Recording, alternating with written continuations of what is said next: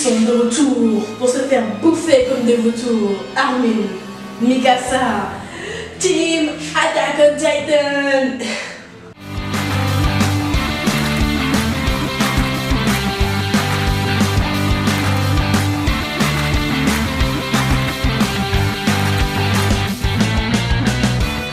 Salut les gens, bienvenue dans une nouvelle vidéo de Let's Survive. Aujourd'hui on va parler de l'unique Attack on Titan Shingeki no Kyojin. Ouais. Donc Attack on Titan, ça fait quoi? Ça fait 3 ans, 4 ans qu'on attend ce truc. Moi je me rappelle quand j'ai vu la saison 1, je suis genre putain c'est trop bien. C'est forcé que ça va, genre la saison 2 elle va venir comme ça. Et puis pendant 4 ans, rien que dalle. Et là j'étais genre Dieu 8, qu'est-ce que vous foutez? Qu'est-ce que vous foutez? Et genre, voilà, donc on était obligé d'attendre. Et la semaine passée, enfin, après tant d'attente, c'est revenu. Au début, je voulais vous faire, oui, ça a été fait par Studio, oui, par le directeur, blablabla, dans blablabla, mais on s'en fout. Tu sais pourquoi on s'en fout? On s'en fout parce que ça fait 4 ans qu'on attend que ça revienne. Donc là, on va en vivre des sujets. Et spoilers, évidemment. Après qu'un des personnages qui s'appelle Mickey, c'est bon. Ces gens sur internet étaient genre ouais, j'arrive pas à croire qu'il est mort, tata. Mais je sais pas si c'est parce que dans le manga, le gars il a eu plus de développement, on est resté plus longtemps avec lui. Parce que si tu regardes que l'anime, quelque part tu t'en fous qu'il soit mort. Parce que le gars il a eu quoi, 3 secondes à l'écran, j'étais genre ah ok bof. Donc tu t'en fous un peu quelque part, donc j'ai l'impression que s'il était si bien dans le manga, ils auraient peut-être passé plus de temps à le développer, ou peut-être qu'on va avoir des flashbacks après. Ou bien c'est peut-être aussi que le fait que cette saison soit 12 épisodes et non 24, donc ils ont vraiment pas le temps de tergiverser sur beaucoup de personnages. Donc ce gars il a eu que ça, il est mort, voilà c'est fini, bye Mickey. Et je trouve que Mickey il est assez con.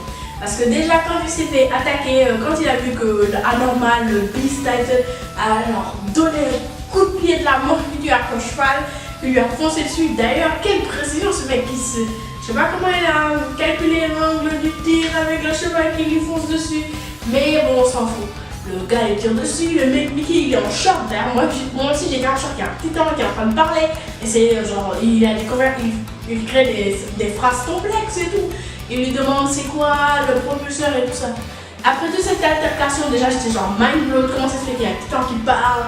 J'étais en train de faire des spéculations de qui ça peut bien être et tout ça. Et le fait que quand il la laisse barrer, tu vois Mickey là, ce flashback quand il parlait à la meuf là. C'était genre le seul moment où tu perds.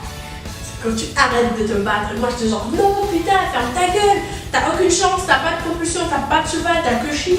T'as des informations importantes, t'as rencontré cet homme qui parle, qui a pris tes propulseurs. Donc, genre, tais-toi quelque part, t'as des informations sensibles.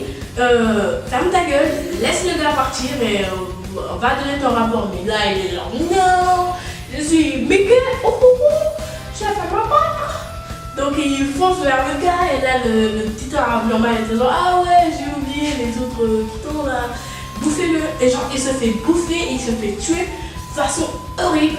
C'était gore, c'était très gore. Tu vois le mec qui est rasé là, qui a une tête et qui était avec la meuf des patates. Et tu vois, il avait tellement de temps à l'écran dans l'épisode et j'étais genre surtout qu'il a dit oh putain les titans viennent de mon village. Et je sais pas si vous regardez Walking Dead, mais dès qu'un personnage secondaire commence à avoir une tonne de temps à l'écran, t'es genre oh là, ce mec il est mort. Donc moi, dans tout l'épisode, quand c'est pas lui qui est mort, j'étais genre waouh. Revenons sur les autres beasts sur lesquels je voulais parler. Il y a une meuf dans la saison passée qui était obsédée sur les titans et le créateur avait dit que, je mettrai sa photo ici, qu'il ne savait pas si c'était une meuf ou un mec. Il n'avait pas encore décidé le sexe de ce personnage. Mais dans cet épisode, le voice actor, le doubleur, qui faisait savoir, alors que dans la saison passée c'était une voix plutôt genre ambiguë je dirais.